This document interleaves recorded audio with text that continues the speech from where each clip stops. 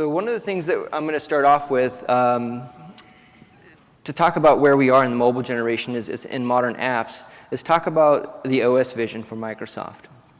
So having a cloud OS is very important for us, right? Having a target for you to be able to go out and leverage infrastructure for your application. So it doesn't matter the platform that you're on. You still got to host. You still got to have data. There's a lot of things that you need to have from an infrastructure perspective. So as we go through, we'll talk about how Visual Studio plays into this. But definitely the cloud vision is one that we want to take a look at, right? So since we know that devices are always going to be connected, they're always going to be touch, we want to have a place that we can bring all those devices together, all the experiences together, and the modern app being part of that, right? So this is part of that modern app strategy, is the place to bring all your devices together. All right, so we definitely have a rapid evolution that's underway. Microsoft is feeling the stress of that too.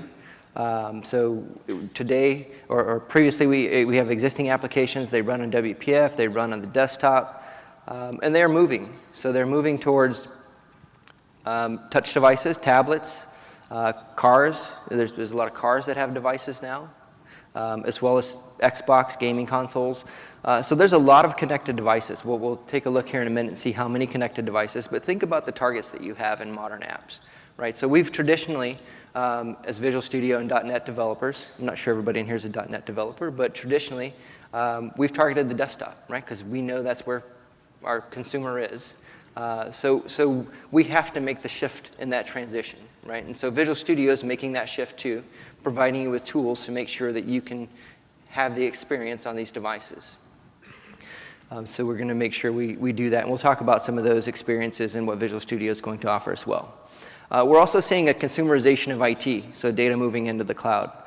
We have a lot of customers that are moving to Azure. I saw a few people here that raised their hand for Azure. We'll take a look at Azure here at the end if we get some time. I have a demo for that. But definitely moving to the cloud. So there's lots and lots of services in Azure that you can use. It doesn't matter what platform you're on. We have lots of APIs. We have lots of SDKs. We have lots of places to read, write, store data.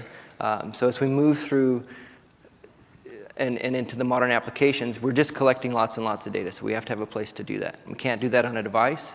And a lot of people don't want to do it themselves, right? So if you're a lean startup, that's not a place you want to be. So a lot of lean startups move to the cloud initially. And a lot of enterprises are starting to move there as well. So there's consumerization in that area. And there we go, moving to the cloud. So everything's becoming cloud-enabled. And the cloud enablement helps with a couple things. One, it gets us a place where we can connect all of our modern apps. But it also gets us a place where we can do a rapid lifecycle. So we actually have a lot more resources available to us. And a lot more scalability. So we can actually do a lot more from a lifecycle perspective in terms of delivery to our customers. Customers want to have apps and updates, and they want them very frequently, right? So if we look at Visual Studio is a great example of this rapid lifecycle. So if you remember back 2008, 2010, there's a 2-year gap in between Visual Studio. And 2010 to 2012, there was a 2-year gap. And then coming up after 2012, we started to do quarterly updates, right? So now we're at quarterly updates. Everybody asked for updates to Visual Studio. So we got you updates. I'm not sure everybody was ready for it, but we got it for you. So who in here is a Visual Studio 2012 and up user? Pretty much everybody. Okay, 2013? All right, not everybody's installed it. Okay, perfect. So, so one of the key things about 2012, and even going forward with 2013, is to make sure that we're providing value to you on a quarterly basis, right? So the on-premise stuff you get quarterly, Visual Studio you get quarterly. For those of you who are using TFS service, or it's rebranded now as Visual Studio Online, we'll take a look at that in a little bit, but Visual Studio Online gets updated every 3 weeks, right? So if you're wanting to get the most up-to-date tooling from a lifecycle management perspective, get integration, all that stuff, that comes every 3 weeks on the service. So if that's not a place that you've been to take a look at it, you should definitely take a look at it. Just go to visualstudio.com, and you'll be able to go out and sign up for an account. It's free, and you can see all the tools that are available to you. All right, and then so just a quick note on application and modernization efforts. So going forward statistically and taking a look at the trends in the industry, by 2016, 50% of the modernization efforts are going to be around modernizing apps, right, and adding functionality to legacy applications. So we've seen a lot of that. I have a lot of good case studies in here around that. But what we're seeing is customers bring modern apps and commingling them with their legacy applications. So we'll take a look at that as well and have some good case studies around that. All right, so just some good statistics. So think about devices. Think about how many devices you have. We just from an IDC perspective, data perspective, most people carry between 5 to 7 devices with them. I actually have 6 myself. Anybody here have less than 3 devices? No? All right, so that's a good trend, right? So you can see the trend. Anybody here not have a smartphone? Somebody, perfect, there's 1, 2, perfect. All right, so think about that. So everybody in here most people have a smartphone, and everybody has more than 3 devices. So think about your target, right? And whenever you're thinking about the number of connected devices, and what that means to the internet, how much data you're going to be collecting, right? It was different whenever everybody was one-to-one PC, but now it's 3 to 5 per person, right? So that's a lot of data, that's a lot of targets, that's a lot of opportunity for developers. All right, and so we have 3 ways to embrace the revolution, right? So one of them is we can do nothing, right? Stay where we are. Not very many companies do that. A lot of the older companies, they have legacy applications. They'll still exist. You can start from scratch, start over if you want to, or you can embrace the cloud, right? So we have the opportunity here to go out and take existing applications, merge them with modern apps that we're building for front ends, and consume data on legacy applications, right? So we have a way forward that's not do nothing or start from scratch. So think about that whenever we're going through and talking about devices and services, right? So it's Microsoft's new commitment and new mission statement, devices and services. So this kind of wraps around that premise that we have around what that means. All right, so we have 4 main things I want to talk about here. So one of them is reach any device. How many Windows phones in the crowd? A few. iOS? Perfect, a lot of hands. Android? Perfect, there's the market share at work. All right. Perfect. All right, so we want to make sure we can reach any device. So we'll talk about that. Reaching any device is important for us, right? So we know that Windows Phone is here. There's a few people that raised their hand. There's definitely other platforms as well. There's a lot of people that raise their hand for that. So we want to make sure that we can reach those devices as well. We also want to make sure that we can have performance, right? So whenever you're reading and writing data, it doesn't matter the platform, you get the mission-critical performance that you expect, right? We're talking about scale here. In the previous slide, we saw 60 billion devices. So when you think about services and running 60 billion devices through it, it makes a lot of data, has a lot of performance issues, right? So making sure that we can scale to that. And then extending to the cloud. For me, it's kind of a no-brainer for a lot of people. A lot of people, they like to hug their servers at night. So we want to make sure that we have the option for them as well. So you can hug your server and have cloud too, so you can have a hybrid solution if you want. But definitely, or you can be all in the cloud. It's kind of up to you. But we definitely give you lots of options there. And then lifecycle tools. We'll talk about those in Visual Studio. And there's a few people who use TFS in here, so hopefully there'll be new material for some people. All right, so reaching any device is pretty important for us. So we know that there's lots of devices out there. So whether that's an iOS, Android, Windows Phone, it's a car, it's in an airplane, whatever it might be, right? There's lots of ways to connect with people, there's just tons of ways to connect with people. So delivering a good experience is really important for us. So that experience that you have on your device, you usually pick a device because of the experience, right? So you like how it feels, you like the trend that you're in. So there's lots of things, there's lots of reasons why you pick a device, right? It's not just the OS anymore. It's not just,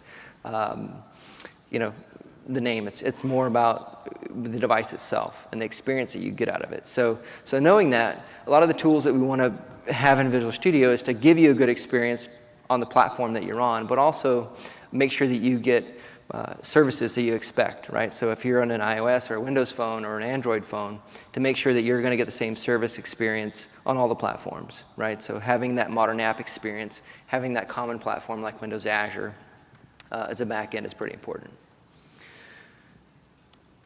All right, and so we have lots of things that we can do in Visual Studio, right? We can obviously target all the Windows desktop stuff. We can also target the other platforms as well, so iOS and Android. We can target those with HTML, JavaScript. So Rocky asked if anybody here was doing single-page applications. So that's kind of a trend in the industry that we're seeing right now. There's a ton of single-page applications. So one of the things that we did in Visual Studio from an HTML perspective, if you've seen Visual Studio 2013, there's only one web project now, right? So whenever you open up and you create a new web project, there's one ASP.NET, right? And that includes everything. It includes MVC, Web API, all that good stuff. And it includes all of the JavaScript that you need to have that single-page web application, right? Or even if it's a multi-page. But providing a web experience on native devices is pretty important. People also want to have a native experience on there. So they want to get, if they're on iOS, they want an iOS app. So one of the ways that we do that, we partner with Xamarin, who we'll talk about here in a minute, very closely. So we partnered with them. Miguel, actually, you know, the inventor of Mono, right, for the runtime for other operating systems. And Xamarin, they have a good story with Visual Studio bringing native applications to those other devices, right?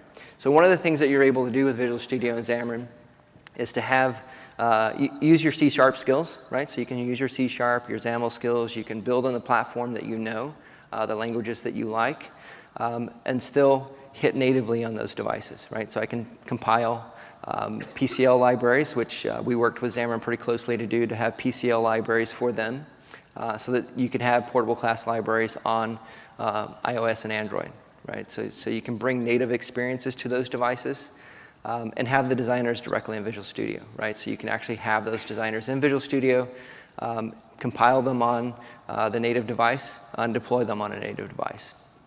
And there was a lot of work with Xamarin with Windows Azure mobile services. Who in here has used mobile services before? Wow, that's pretty alarming. It's actually a really nice service. So if you've ever used any of the like CouchDB or any of those type services for your applications, modern apps, mobile services in Windows Azure provides that same experience for you. It gives you a REST API to read and write data to. So we partnered very close with Xamarin to bring that as a tool set to Xamarin. So that way you can hit a common platform across all of your devices on every platform, right? So when you're connected, it'll provide the same experience, the same data, and you get to code it once, which is always a plus. All right, so we have Visual Studio there. Definitely the third-party tools. The third-party tools, we try to provide as much support as we can for the third-party tools, Eclipse, Xcode. Bringing Git to TFS was pretty important to us, knowing that Xcode supports Git, right? So that you can have application lifecycle management and support for source storage. All right. And then we have that mobile services infrastructure. So I talked about some of those.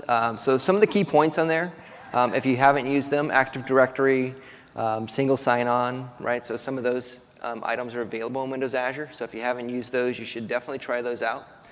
So if you're running enterprise applications now where you're using single sign-on through Active Directory, you can extend that to the cloud for free, right? So you can send your Active Directory there so you can have your single sign-on in a Windows Azure application, right?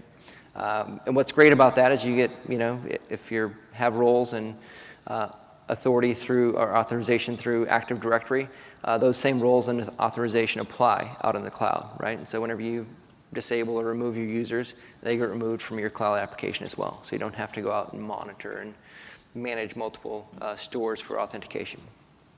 Push notifications are pretty big too. I talked about mobile services. So having that on every platform is pretty key.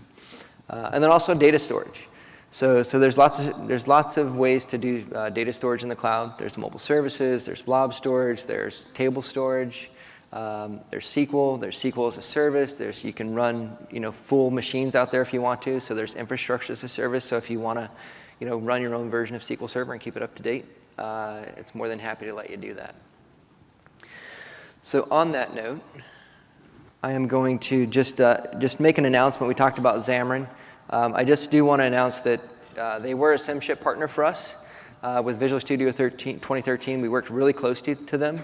And if you have MSDN, who in here has MSDN with Visual Studio? Great. All right, so you're going to get benefits for Xamarin. So if you're building for your cross-platform mobile modern apps, definitely go check out your benefit. You get a discount. It's 30 to 50% on Xamarin. And you actually get some free learning materials. So they have some classes in Xamarin that you'll get with your MSDN subscription. So make sure and do that. So that gets you the ability to stay in Visual Studio and build your cross-platform apps. All right. I'm going to spend just a little bit of time on the data. I know that there's another SQL Live keynote going on as well. So we'll make sure not to spend too much time here. But mission-critical performance is pretty important for us. So moving to 2014, we definitely have some good things there, right? So in-memory processing, hybrid cloud platform. So there's lots of ways to go in the cloud with SQL. So whether you want to run your own instance or you want to run SQL as a service, there's lots of opportunity there. And access to any data. Doesn't have to be small. It can be as big as you want, right? We have customers that run terabytes and terabytes of data on SQL in Windows Azure. All right. And then just a quick case study here. This company is a ticketing company. They've been around for a little while, but definitely having the ability to scale transactions was pretty key for them, moving to SQL Server. They were actually able to get some really good throughput in terms of what it takes from a ticketing system. So they went from the ability to process just thousands of tickets in 10 seconds to about 150,000 tickets every 10 seconds, right? So their scalability was really key for them. So SQL and the in-memory process actually gave them the ability to scale, and doing it in Windows Azure as well, right? So having the ability to do in-memory transactions gave them just tons and tons of multipliers from a revenue perspective on how many tickets they could process per second for this. So it was really a key indicator for them. So this is part of their modern app movement. They definitely still keep the on-premise stuff, and then moving to the cloud for a ticketing solution so that they can have the transactional modern app experience while keeping their legacy application as well, right? So we'll go back to the kind of the three things that you can do, right? The do nothing, the start over from scratch, or kind of meet you where you are, right? So making sure that you can leverage the cloud. So there you go. So that's a really good case study. And in this deck, I have links. So I'll make sure that we get this deck posted for you. You can go out, read the case study, and get more information on it. All right, so extending to the cloud. Extending to the cloud is really important. We talked about some of the things. It makes sense. It's really easy. If you haven't done it already, if you have an MSDN subscription, which I think a lot of you raised your hand, you have free benefits around using Windows Azure. You should definitely go take it for a spin. If you haven't done it, you get a credit with your MSDN, and you can go out and you can use any of the services, right? So make sure that you get a chance to go out and do that. It doesn't cost you anything. It will ask you for a credit card still, but it does give you a zero balance limit, so it's a zero limit. So making sure that you don't get your credit card charged is pretty important to you. So make sure that you do that and get out there. And then to take that back, I think they may have removed the credit card option, right? So I think you actually have a zero balance limit until you put a credit card in. So definitely go out, activate your Windows Azure subscription. I think there's still actually the ability to win a car. I think they're still giving away a car if you activate your Windows Azure subscription. I think it's a pretty nice car too. I forgot what kind of car, but it's still a car. So there you go. All right. So one of the key just differentiators about the web, right? So being on premise and being in the web, there's lots of infrastructure over there, right? So it's going to help you with your time to market, right? So mobile services, if you're using platform as a service. Anybody in here use platform as a service? One, wow, one, two, way back in the back. All right. All right, so platform as a service, it was the first kind of offering in Windows Azure, which is kind of why I think people were confused on what Windows Azure really was, right? It was a little bit, it's a different beast, right? Platform as a service. I actually have seen it work really well. I had a customer where they actually had, like 100 million concurrent users on it, right? So it scaled really well. It's not the same, right? So whenever you go in, you start doing things like ASP.NET. It works a little bit differently, so you got to do a few things differently. There wasn't a lot of documentation. But definitely, it's a good place to be, the platform as a service. If you like your traditional way you're doing things, having an IIS server, there's websites. If you think you need a full server, there's infrastructure as a service. There's lots of options for you out there. All right. And then I think one of the biggest things for Windows Azure is the pay-as-you-go model, right? So I have lots of customers. I actually came from the startup world, right? Lean startups. We didn't have a lot of AWS or any of that stuff back in the day, right? So, and I mean back in the day, I'm talking like 15 years ago or 10 years ago. So we hosted a lot of stuff ourselves. And in doing that, we had to make sure that we could cover peak times. So we had a lot of idle hardware. We got pretty creative on how to use it. But still to the point, there was a lot of, I don't think I switched the slide. There we go. There was a lot of idle time, right? There was a lot of heating up the data center and a lot of costs that we had that we didn't really need to have, right? And you don't really need to have that these days. There's a pay-as-you-go model. You pay for what you want. Windows Azure has auto-scaling now, so if you need it to scale for you automatically, it can do that. And to spin up a machine, it's less than a few minutes, right? It's just a few minutes to spin up a new machine. So if you think you need another machine, or if you want to script it, or if you want to use PaaS, or whatever it might be, there's a lot of ways to get to that. So it's very economical. All right, and then this application here, so this is a good case study around Easyjet. They had an online or an on-premise ticketing. They were trying to lower their cost in the airport from the infrastructure perspective, right? They had a lot of infrastructure in the airport, and they built a modern app, connected it in Windows Azure, and then they had the ability to make the round trip, right? So using some of the service bus technologies that's out there. If you haven't seen the service bus, it's pretty cool. You have the ability to go out and connect services together. And it actually worked really well for them. So not only did they get their own ticketing system up there, but they were also able to extend into their partners, right? So people who are doing rental cars and things like that, they were able to bring them into their service bus so that they could connect with them on their services. And like I said, this will be in the slide deck that I deliver, so you'll be able to go out and take a look at that. All right, and then lifecycle stuff. There were a few people here that use TFS service. Anybody use TFS on-premise? Most people. Wow, okay. All right. All right, so TFS is obviously it comes with your MSDN, right? So it's financially viable. So it works well.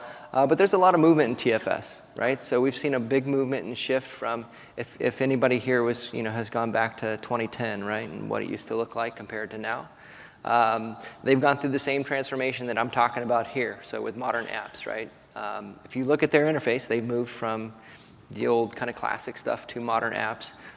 So they're really moving that way. I think they got a lot of friction in the beginning, right, on, hey, we don't like how it looks, and now kind of everybody's moving along with it. So kind of blazing a trail there.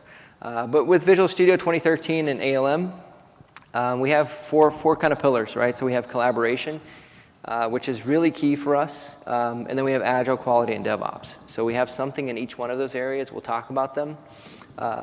But from a Visual Studio 2013 perspective, who in here has used CodeLens before? Anybody know about it? No? Sorry? You turned it off? No?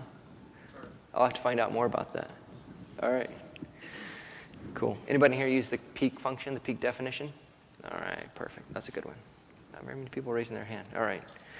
We don't do a good job at telling you all the new features. Yeah, exactly. All right, so we'll take a look at that. So collaboration is really key for us. So whether that's in the Visual Studio IDE or that's in TFS, that's there. All right, so one of the things that we want to kind of help you leverage, right? We know that you're moving to modern apps. We know that you have to do something.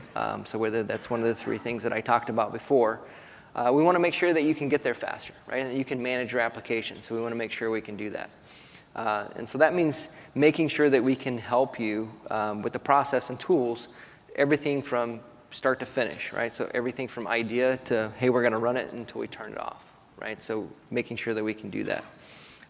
We also know that everybody has their own little style of development, right? And even within groups, they have their own companies. They have different groups that have different styles of development. So making sure that we kind of meet you where you are. And then modern enterprise, making sure that we can scale into the enterprise. So there's been some movement in 2013 in Agile for the enterprise, which is really key for us. So it's one thing to go in and say, hey, great, we have 500 development groups. Everybody does their own little Agile, so we can have a bunch of different Agile projects, right? So one of the things that we want to make sure is that you can do Agile your way. So whether that's one of the standards or it's custom, right? So making sure that you can take advantage of that.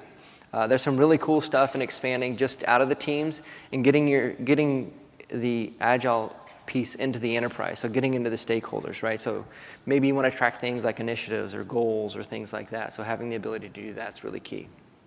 So we want to make sure we can scale into that piece. We're also kind of dove into release management head first, right? So we acquired a product called InRelease, which is a release management. So one of the things that we've had for customer feedback, and DevOps is a really big story right now, is that last mile, right? That last mile to production.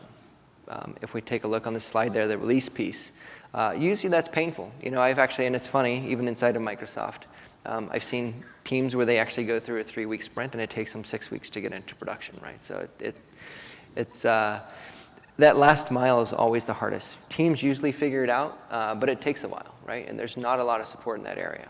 So one of the things that we want to do is we want to make sure there's support in that area by doing 2 things. We want to make sure that you can manage your releases, so include stakeholders that need to be included in it. So build a pipeline to get you to production.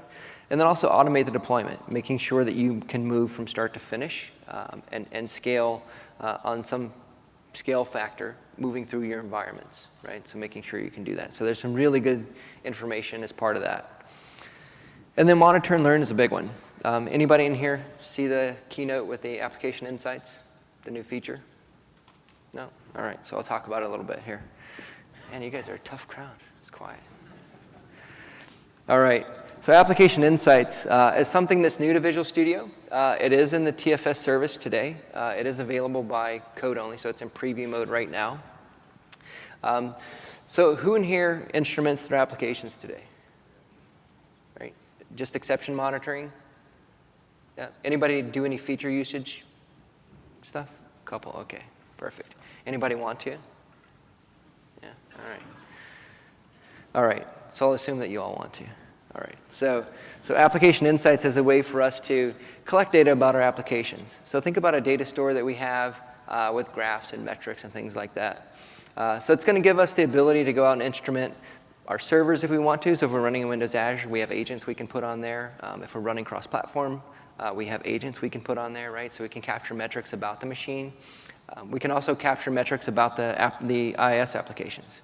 So we can go through, we can actually see, performance bottlenecks, right? We can get exception information back from that. And then as well as application insights, it can also go in and allow you to do feature usage. So if, one of the people inside of Microsoft, when we were first kind of piloting this internally, they went out and anybody go to the Visual Studio ALM blog, they have kind of bar across the top that tells you about or gives you drop-down menus on where to go inside the Visual Studio ALM blog and what to focus on. They actually instrumented that with application insights just to see where people were going, right? So where do we need to spend more time? So they actually instrumented the app, and after a few weeks, they actually got some really good trend data that, we had tons of options up there. We actually started just taking options off because nobody was going there, right? So we got some insights into what people were doing so we could figure out where to focus, right, the effort behind just ALM and blog posts in general, right? So what are people looking at? So it was really kind of eye-opening to us, not only from a feature perspective, what people wanted, but also what people in different locations wanted, right? So you can actually see there's different movements, there's different things in different areas, different geos, and people are interested in different things. So we could actually take that data, we could coalesce it back together, And we could make some really good decisions around what we wanted to do and what things we'd have available on the website. So one of the things we'd do, we'd take things away, and we'd also move things around, right? So they're more accessible to you, right? So it made a lot of sense. It made the users a lot happier. And we can also do that as same in the application, right? So I've instrumented an application before. And it's very easy. It's JavaScript. You can do a lot of ways. There's a server SDK. There's a client SDK. There's REST API. There's all kinds of ways to get to the actual putting data into the store. But it can give you some really useful information. So make sure you check that out. It's part of the TFS service online. So if you haven't signed up for that, I definitely recommend doing that. We'll take a look at it here in a minute as well. All right. And so I got my last slide here. Anybody in here heard of Monaco? Right? Or Napa for Office 365? OK, perfect. So I'm going to show that here.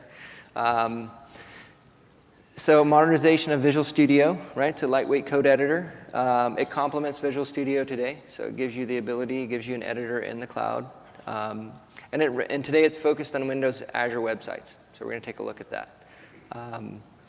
It's a really cool tool. Some of the stuff that you've seen in the IDE, like Peak and some of the other stuff, is in Monaco. So you can go in, you can make edits directly there. You can save them directly to your website and make changes. So we're going to take a look at that. All right, so let me end this. And let me do this real quick here.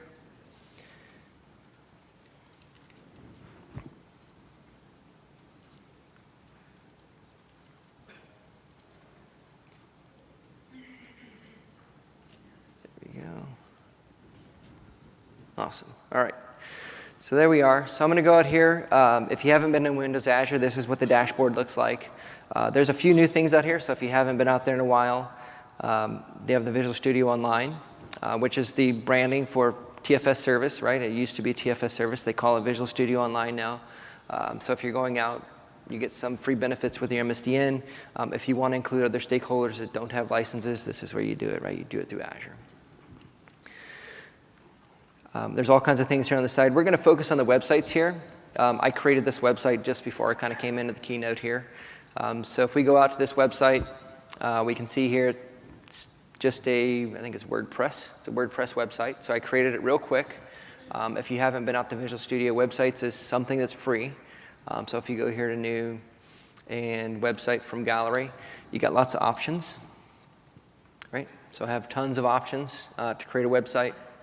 So if you create a website here, whether it's WordPress or any of the other websites out there, so take a look at it. It's free. You can put it out there. You can run a website, all that good stuff. All right. So I'm going to go in here. This is our website. I'm just going to go into it real quick. So one of the things that you're going to see about Monaco is that we're going to have the ability to edit this website directly without Visual Studio. So if we go into Configure here, a new option. We're going to have the edit in Visual Studio Online. All you have to do is just switch this to on and click Save. And it's more than happy to let you start editing the website. This is a PHP website, so we're going to make some edits directly in the PHP website right here. So we go to the dashboard. The first thing you're going to see is some metrics, which is pretty nice. So if you haven't seen the metrics in websites or even in any of the services in Azure have the same kind of metric, right? There's metrics around everything to tell you what's happening with your applications. Right here, there's an edit in Visual Studio Online. So as soon as you check that box, you're going to see that there's a preview available for you. And when this comes up, you can see it says Monaco up there at the top. And it's going to give us our application, right? Our application's in the left pane. We can scroll through it, all that good stuff. Directly in here. If you have C# files or CS files in here, you can see them as well. So if you're running an ASP.NET web application, you can come here, you can see your CS file, you can make edits directly to it from here. All right, and then I'm going to go in here. We're just going to go into the header here. We're just going to make a change here. I'm just going to put in a div. Right, so editor here is pretty key. And we have our code from our demo. We can just save it there, which is pretty cool. So we have that in there. And we'll close one of these. So there we go. We can go ahead and build this. So we'll go ahead and build it. It's going to give us output here. And then our output, we can actually just click this, hold down our control button, click it. It's going to take us to our website, and it'll come up. And it should be right there at the top. So it's pretty straightforward, right, from a code perspective, having an ID in the web. There's the code for our demo. So there you go. So that works well.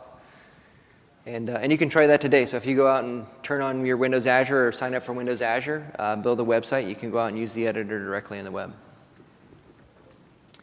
Some of the other cool things here we're going to take a look at. You're also going to get IntelliSense. So if we were to go into, let's see, a script file here.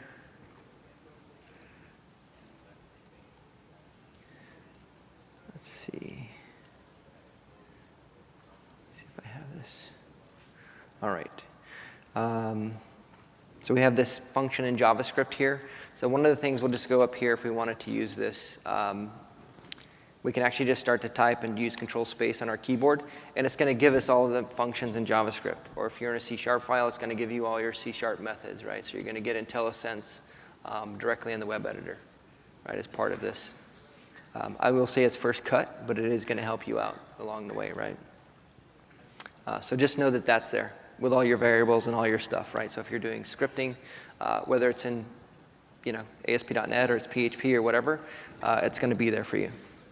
So you can make edits directly in there. All right. So what I'm going to do is I'm going to go in real quick. So for those of you who haven't been in TFS Online lately, it looks a little different, right? So if you think about it, we've updated it every 3 weeks. There was another update at production, or at GA, which was last week, right? Last Wednesday was the Visual Studio launch day. We made a big update. We rebranded Visual Studio Online and all that good stuff.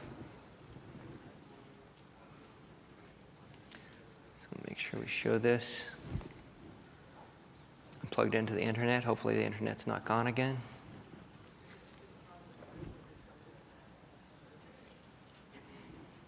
Maybe it is. All right. So, just thinking about it. Perfect.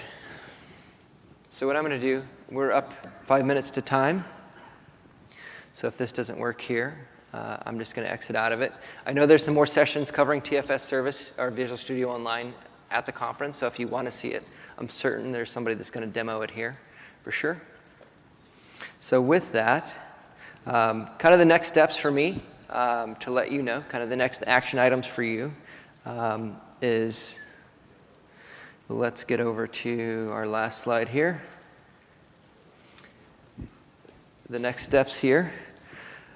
Visual Studio 2013, so definitely go out and download that if you haven't. Definitely download it because there's going to be an update 1 just around the corner. It's going to be here before you know it. It's every quarter, so make sure that you get it installed and don't get too far behind the updates, because the further you are away from it, the more it hurts when you do it. So SQL Server, you can download that as well. There's trials out there for it. If you're in Windows Azure, there's virtual machines that have it built in. You can just go out. It'll be pre-installed for you. They make it easy. Or you can download it and try it yourself, or through MSDN if you need to. Make sure you evaluate Windows Azure, especially if you have an MSDN, you have a free benefit to use it. You should definitely go out and take a look at it. And if you're doing mobile development, mobile services is a really good tool. A lot of people find a lot of value in it, and we'll talk about where you're going to see that. I will just make another announcement here. So there is also a .NET Rocks Xamarin show as part of this session. So you see it in your brochures there. It is on Thursday. There is a session from 3 to 4:15 that's actually going to be hands-on. So if you want to see Xamarin cross-platform on iOS and Android, they're going to be here to show it to you with Windows Azure. So make sure you see that if you're interested in modern apps and getting on other platforms. And then there's a .NET Rocks panel interview that'll happen. And I believe they're also giving away an Xbox One. So I only know that because I'm paying for it. All right. All right, so with that, I will say thank you very much for coming to the conference. And My contact information is in here. If you have questions, email me. And thank you and have a great time.